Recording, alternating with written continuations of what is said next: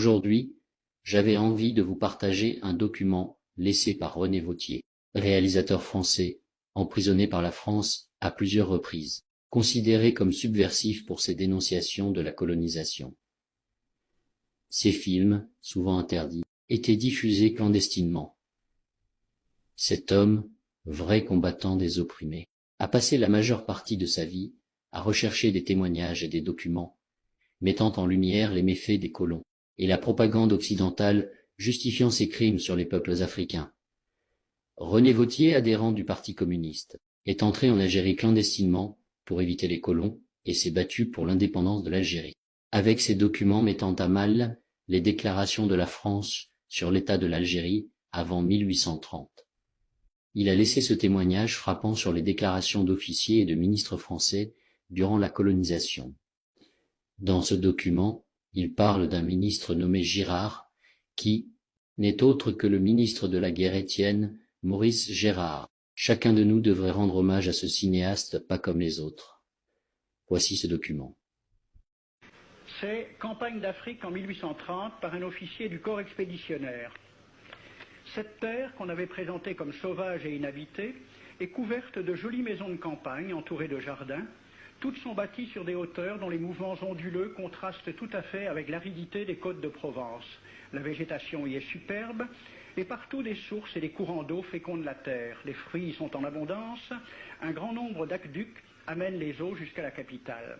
Et le maréchal Bugeaud lui-même. J'ai reconnu que l'Algérie produit beaucoup de grains, une immense quantité de bétail. L'immensité des terrains ensemencés atteste l'existence d'une population beaucoup plus nombreuse qu'on ne le pensait. Le commandant Claude-Antoine Roset, dans Voyage dans la Régence d'Alger en 1833. Presque tous les hommes savent lire et compter. En France, on compte à l'époque 40% d'analphabètes. Ainsi, les soldats qui débarquent sont en général moins instruits que les sauvages qu'ils viennent civiliser. Le ministre de la guerre de l'époque, qui s'appelait Girard, il faut se résigner à refouler au loin, à exterminer même la population indigène. Le ravage, l'incendie, la ruine de l'agriculture sont peut-être les seuls moyens d'établir solidement notre domination. Savary, duc de Rovigo, apportez des têtes, bouchez les conduites d'eau avec la tête du premier bédouin que vous rencontrerez, au nom bien sûr de la civilisation. Christian, dans l'Afrique française, un détachement de l'armée parti d'Alger surprend la tribu désarmée des Olifias et massacre sur le champ tous les hommes, femmes, enfants, sans distinction. On parlera de 12 000 morts. Les troupeaux raflés aux Olifias seront vendus au consul du Danemark. Quant au reste du butin, il fut exposé au marché de Babazoun. On y voyait des bracelets de femmes encore attachés à des poignets coupés et des boucles d'oreilles pendant à des lambeaux de chair, au nom de la civilisation. Le colonel François de Montagnac. Selon moi, toutes les populations qui n'acceptent pas nos conditions doivent être rasées. Tout doit être pris, saccagé, sans distinction d'âge et de sexe. L'herbe ne doit plus pousser là où l'armée française a mis le pied. Saint-Arnaud, il était commandant et c'était aussi un mari très attentionné. Il écrit à sa femme: « Chère Louise, je suis bivouaqué par une chaleur de 40 degrés au milieu de 20 villages superbes qui ne se sont jamais bien soumis. Je leur ai donné jusqu'à ce soir pour payer les impôts et les amendes que je leur inflige. S'ils ne s'exécutent pas, j'enverrai 3 colonnes brûler tout. » En juin 1845, la tribu des Ouled Riha, chassée de ses douars par les détachements incendiaires du colonel Pélissier, se réfugie dans des grottes de montagne. Ordre du maréchal Bugeaud.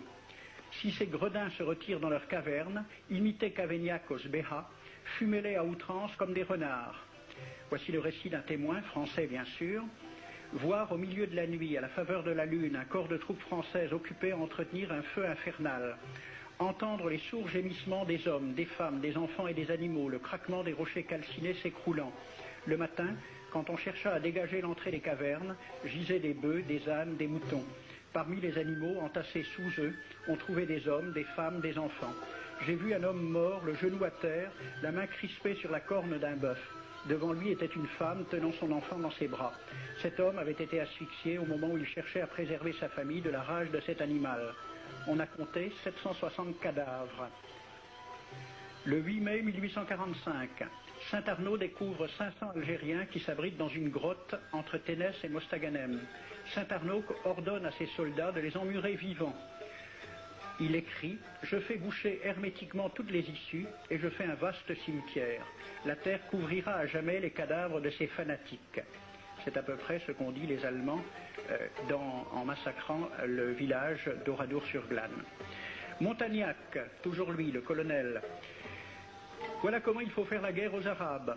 Tuer tous les hommes jusqu'à l'âge de 15 ans. Prendre toutes les femmes et les enfants. Vous me demandez ce que nous faisons des femmes que nous prenons? On en garde quelques-unes comme otages. Les autres sont échangées contre des chevaux et le reste est vendu à l'enchère comme bête de somme. Toujours au nom de la civilisation. Nous rapportons un plein baril d'oreilles récoltées paire à paire sur les prisonniers. Il contient même celle d'un de nos 58 gendarmes morts de maladie. 2 pièces de 100 sous ne sont pas à dédaigner. Le maréchal Soult, ministre de la guerre, répondant à des questions à la Chambre des députés. En Europe, un tel acte serait horrible et détestable. En Afrique, c'est la guerre même. C'est la guerre même, c'est du moins ce que dit le ministre français, mais en face, voici un décret pris par l'émir des Arabes, l'émir Abdelkader. Tout Arabe qui amènera vivant un soldat français recevra pour récompense la somme de 8 douros. Tout Arabe qui aura un Français en sa possession sera tenu de le bien traiter et de le conduire le plus promptement possible, soit devant le califat, soit devant l'émir lui-même.